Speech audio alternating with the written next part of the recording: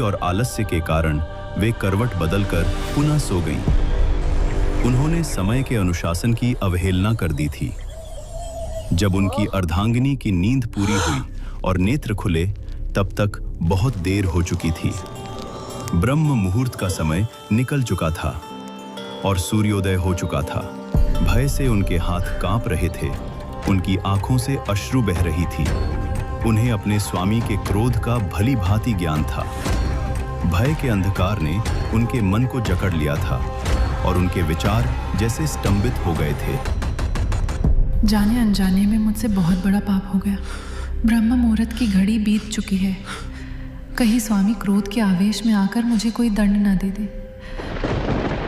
कांपते हुए हाथों से वो उन्हें उनकी निद्रा से उठाती हैं और जब ऋषि दुर्वासा की आंख खुलती है तो वे गुस्से से तिलमिला उठते हैं।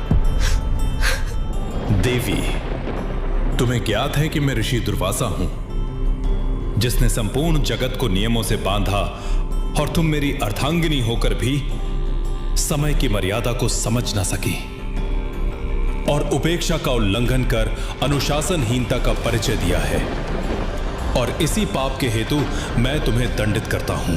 स्वामी, क्षमा करें। इतनी छोटी भूल के लिए मुझे दंडित ना करें।